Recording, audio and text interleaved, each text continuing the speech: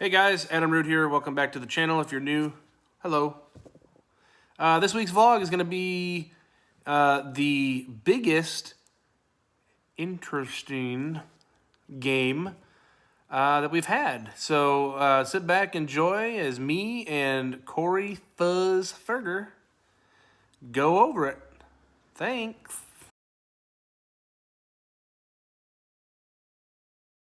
All right, Corey. First hand. Well, not the first hand. First hand we're going to talk about. Those look like some pretty ladies you got there. I do. Yeah, well, you know me. I'm always with the ladies. Ladies, man. You enjoy these tournaments? Now this one's a little bit different. This one's I'm winking. You can't see me winking. I'm winking. It's a more interesting tournament. Yeah, I'm a big fan of the meetup game, and I think what you're doing is great to be able to help engage with your subscribers and kind of maybe bring a new form of content to the vlog. So I think these have been a great success. I think everyone who's participated has had a good time, other than maybe a few of the beats you've put on a few people. We might even see a few of them today. Beats that I've given people? Did you not see the last vlog where you won? Oh, was I the one who won that thing? You make me have heart palpitations when you talk like this. How about when people bet into you when you have an overpair? Does that give you heart palpitations? No. This particular player, I know who it is. And this hand will actually come down to a very player-specific decision because he's playing this like he also has a pretty strong hand. And I elect to go for the raise here on the turn for value. Obviously, I want him to call and continue.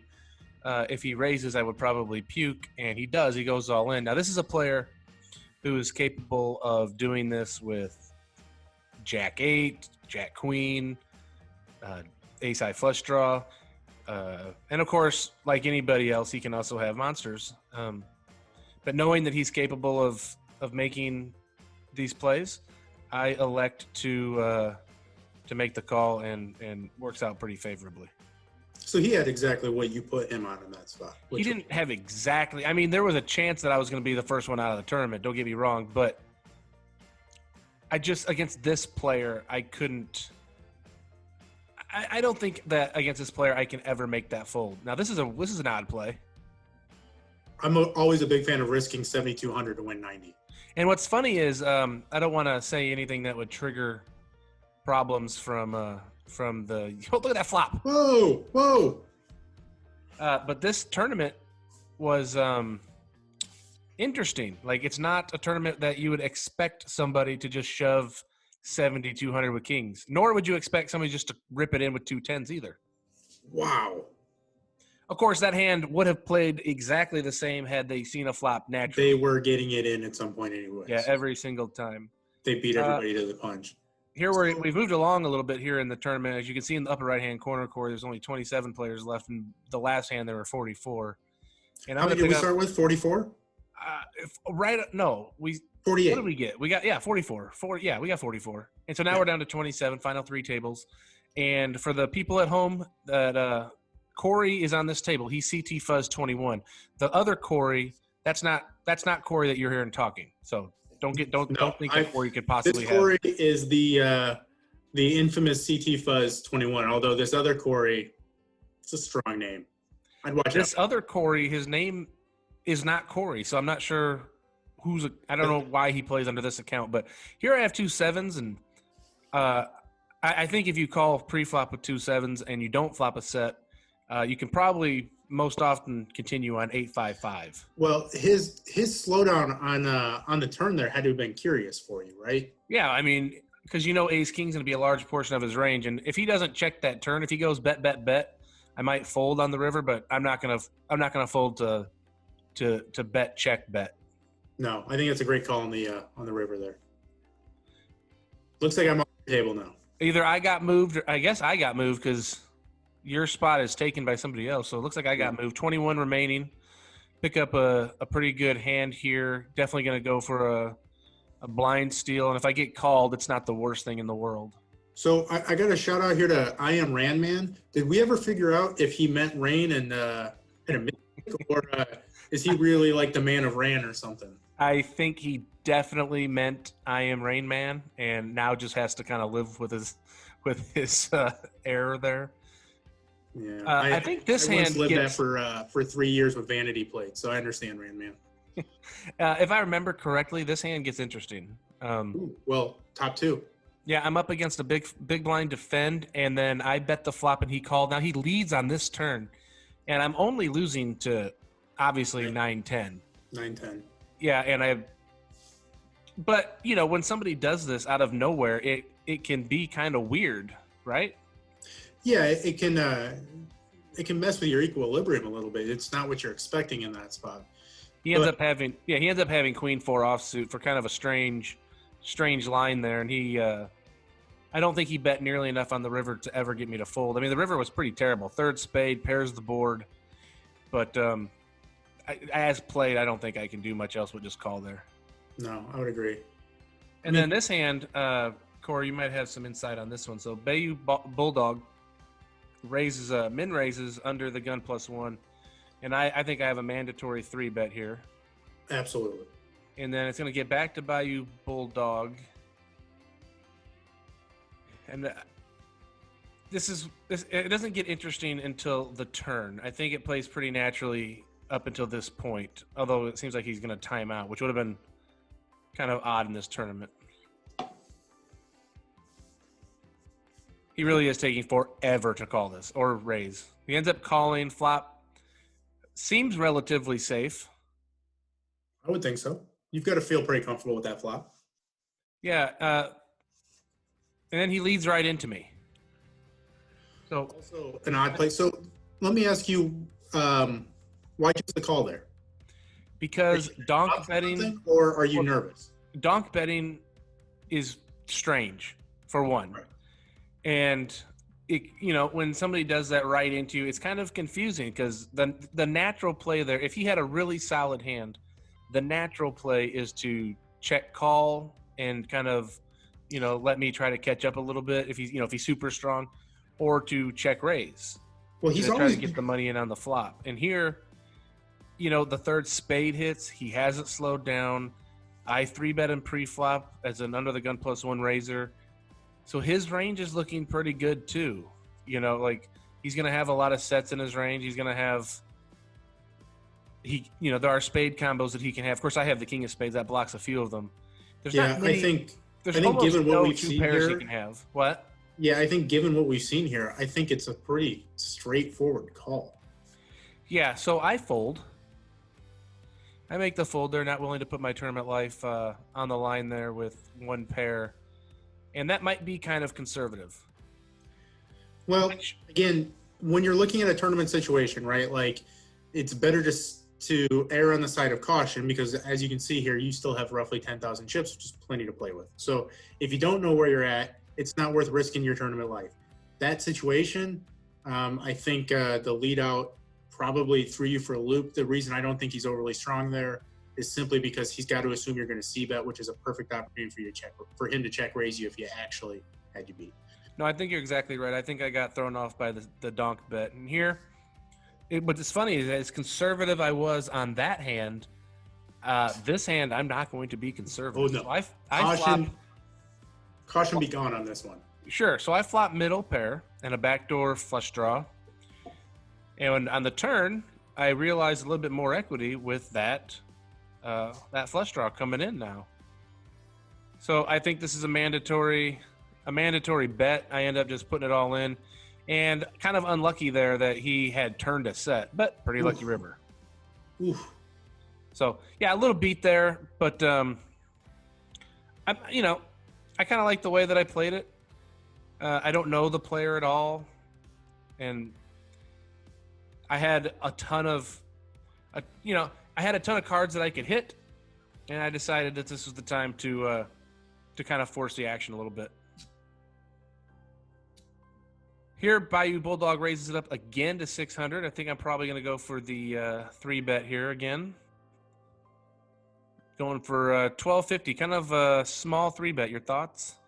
Yeah, that's definitely a small 3-bet. Again, I think you're going to get the same information, right? Like if someone wakes up with a hand behind you, you're going to see what happened here. I think the interesting thing is to see what, the people who can really harm you, GA Buzzard, Bayou Bulldog, are going to do here. Bayou Bulldog's overplayed, in my opinion, a hand previously. So, he's one to watch out for here. I think this is a spot, given, kind of what you're looking at here, needing to call, the pot, the price. Yeah, it's hard to see because of the way that PokerStars, the way that the screen records. But, yeah, I do a little bit of calculations here and see that it's only like 6,000 change to call. It's 10,500 in the pot. And had Bayou Bulldog raised over the top of Jay Vermilia's raise, it would have been, in my opinion, a pretty easy fold. Correct. But he didn't, so I was able to call this and chipped up pretty nicely here as we get close to the final table. Yeah, I think that was the right call. I think the math made that fairly easy. The fact that Jay Vermilia only had one move, so any sort of premium hand in that sort of range is going to do that, and you beat most of that range. Let's see if I can play Pocket Kings better this time. Again, I'm just continuing with my trend of picking up big hands and just deciding to, I'm no slow play. I'm just going to 3-bet these hands. So I make it 1,700 and change, and it's over to another guy that I know. In my opinion, I don't remember all 16 players that are left right now, but the guy here, Ralphini, probably one of the better ones. So when he makes it 8,900, not much I can do because I have 2 kings, but. So, but just to reiterate, Ralphini knows you as well, right? Oh, sure. And so he's seen the vlog. I don't know if he watches the vlog or not. I just know him from years of playing. Hand would have played itself anyway if you see the flop, but I'm not gonna fold 2 kings in a tournament with 16 players left. He's only had 8,000, so. Yeah, that's one of those spots that you're just thankful you have more chips than him. Yeah, a little bit of a cooler, so kind of unfortunate, but so in this tournament the kings haven't really worked out too well. Put a little raise in here to about 1,000. I think that's a mandatory raise when everybody's playing kind of tight. I get 3-bet a little bit on the smaller side here. So I think the pot odds dictate a call. Yep. The flop comes ace-10-9, which is blech. Well, obviously you flop something open-ended here. Ralphini's going to c-bet. I think it's all going to be predicated on what he c-bets here. So he's laying,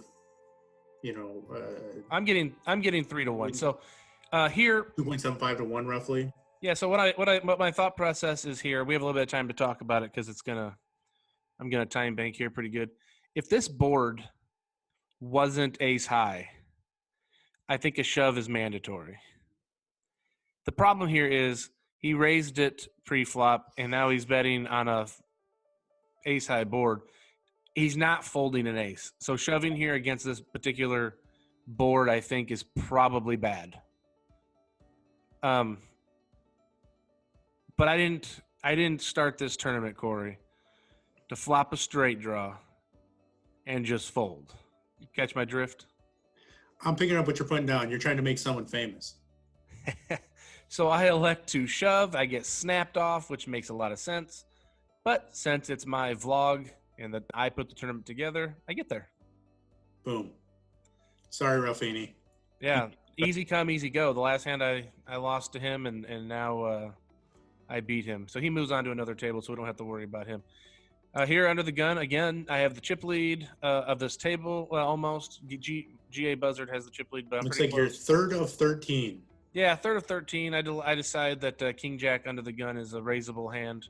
Gets snapped by Corey, not you, other Corey. I am Ran or Rain Man makes the call. Buzzard makes the call. Actually, Ran Man shoved for less. So Buzzard leads out into everybody, which doesn't make any sense. I make the call. Then we get a raise from the other Corey. Buzzard folds. Again, not making a lot of sense here. So now I got to decide what I want to do. We have a side pot. We have a main pot. I'm getting not fantastic odds to call. So that action has made a whole lot of sense so far. Yeah, I just do what I do. I shove and get snapped. I'm up against ace deuce for a straight draw, and unfortunately I'm up against ace jack for top pair, top kicker. And I get defeated in a 40,000 chip pot that would have catapulted me to first. Instead, I'm down to 12,000, and now I gotta duke it out as one of the shorter stacks. But that's how tournaments roll. It's easy come, easy go, you know. Well, at this point in the tournament, your 7th of 11, I think, is still 10 or 3 spots higher than mine. Yeah, you were riding the short stack for a while. Unfortunately, you're not on the table, so we can't see it. But we'll see it soon enough. Here I make it 1,500, and my buddy John DeValk here from Nashville makes it an all-in bet. I'm getting not good odds again. It doesn't look like. Oh yeah, it's not bad. What is that? Yeah, it's not that much more to call. He's got me in bad shape though. Ace King of Diamonds. Check out this flop. 5, 8, 6, 2 diamonds. Only one, like 2 cards in the deck I can hit. Right? Oh, there's one. Oh. Sorry, John. John played it just fine, but again, it's my tournament. So what are you gonna do? John, you deserve better as well. Exactly. Oh, final table time. And guess who else, other than me, guess who's at this final table? Oh, I got to guess. Who's the really small stack? Yeah, so L. Grenis 51 and Ultra Quilted were both like connected to their toasters or something. Like they had the worst internet connection ever. They were running Napster at the same time. Yeah, I don't know what was going on. So GA Buzzard shoves here, sort of. And we're going to have to wait for Grenis 51 to reconnect. So annoying. And I think with these 2 9s, if one of these other 3 players, because Bayou Bulldog limped under the gun, I think if any of these 3 players show much resistance, I think I would probably have to give it up. Yeah. Like if Bayou Bulldog limp shoves here, I just don't think I can play 2 9s. Yeah, I think it becomes time to make a decision, right? Like, well, I think the decision's easy. Fold. Yeah. Here I'm up against Ace King and hoping for a clean run out. So far, although I can't really lose any chips because he only had like 600. Yeah, you were still gonna win chips. Yeah, so 9s hold, and just like that, we're down to 8. And you having no chips, you were still able to move up a spot. Still hanging in there. I got even less chips now. Yeah, 6,500. It's not looking good for the home team here. This is one of the rare times that Ultra Quilted was actually connected to the game, so I guess he just decided to ship it here. You got out of the way. You probably had a really good hand and misplayed it. Monster. Jacks versus 10s. Well, that leaves the 10s drawn pretty slim. See, the nice thing here, I'll share a secret. I think the whole table was cheering because one of the 2 disconnects got bounced at that spot. Oh, for sure. Yeah, you've tripled up now. You got 17 bigs now, and you're making it 2.7 bigs to play. Got some walking around chips. Yeah, let's see what happens. Oh, you get 3 bet. I had to fold a pair. Yep. And if you look at the if you look up there, me and you are the 2 shortest stacks. We sure are. Oh wait, Bayou Bulldog doesn't have any chips. Maybe I'm the shortest stack. What's going on here? What do you have? Do you remember? I think you probably bust Bayou Bulldog. That's why this is in the vlog. I was gonna say we might find out. It's interesting that no one wants the $11,000 in that pot. Yeah, no one's betting it on. Now you bet 3,200. If he ships it, you're kind of like you're committing yourself with that bet, right? Oh, 100%. So if he ships it in here, he's got to know he's got to have a good hand. Otherwise, you're just gonna stack him. So he better be doing this with the nuts. I don't want to give away trade secrets here, but it can be a pretty powerful play because it takes away his ability to bluff. Well, you have the nuts, so. Well, you have the nuts straight. He had actually nothing. That was an odd play. He went for it and missed. So I think at that point that was the span of, I think I went from having 2.5 bigs, winning 2 pots, and here we are. I shipped one in, didn't get called. Shipped one in, got called, doubled up, and then basically doubled up there. So we're healthy. We got some walking around chips. Let's do some damage. Here's a pot. 47,000 up for grabs. Me and you are sitting there. Well, I'm sitting there as the obvious short stack here. So this is the bubble spot, right? I believe it was. Sorry, Carmack. Good plan. And here we are in the, we're all happy now. Yeah, who's the chip leader? That would be the fish at the table. Oh, me? I think I have a mandatory shove over you. Oh, call me Fuzz. Call me like the fish you are. Put your... I'm sure you make a terrible call here. You probably have just a terrible hand. 10-5 offsuit. I mean, can I fold here? Let's see. It's six. No, you didn't. No. Ace deuce like a fish. You can't fold there. It's What a fish. a player like you. You're going to ship over the top of me constantly with rags. Get out of here. Yeah, I'm just going to It's ship one of those over rare you with times you rags. wake up with a What do you real mean I'm going to hand? ship over you with rags? Has anyone ever seen this vlog? Hey, look at this hand. Oh, what am I doing? I missed Whoa, it. who holds the best hand pre-flop? What in the world? I guess you must have missed that hot tip vlog. Yeah, I didn't see it. At Missed this the whole point, do we thing. know what the hot card was? The high card for the tournament? Yeah, the hot card. I think maybe it was the deuce. Maybe that's why I called you. The hot card's been the 9. Are you not watching the vlog? Here, you come after John the Atheist with a pair of queens. Yeah, them lovely ladies. Trying to dodge a That's 4 gutter now. ball. Boom. We'll take that. And just like that, there were 4, and I'm still the short stack. Me and you, not to toot our own horns. I have 10-5 again. Not to toot our own horns, but we were masterful with the short stacks in this tournament. We Scooby-Dooed our way a lot longer in this tournament than we should have. Ace King versus Queens. That's what I like to call. Oh, that's King Queen. That's not King not Queen. Queens. I said Yeah, Ace the King queen. versus King Queen would be a fair fight. This is Ooh. not so much of a fair fight. And there we are, 3-handed, and I am what they call in trouble. This is a mandatory ship. Come on, Corey, raise. Ship it in. It's like I All can right. smell it. I kind of need Corey to. There we go. I needed this. I needed to get a. That's an aggressive call. Uh-oh. Oh, Do I go out in third? I don't even remember. Nope. Nuts! you run it out. All right, we're Running back it in out. play. That was an odd call by King 6. I'm not sure he should have called that. It was 1,800, and I made it. It was 18,000. Yeah, but he had the big blind was what? 1,800. What was the big? 2,400. 1,600. Yeah, I don't know. I'm not sure if he's supposed to call there or not. I'm glad he did. As it turned out. All right, you guys are playing. You guys are playing a pot. You have similar stacks. Yep. Similar stacks. I got position on them. Rutrow. Yeah. For a little bit of context, Corey made a really nice play a few hands earlier to move me off probably the best hand. And I just got it in my mind that I wasn't going to let him do it again. What was that, ace-5 up there? Ace-5. So I flopped open-ended. I thought the ace might be live. I thought he could have been making the play with a similar hand there.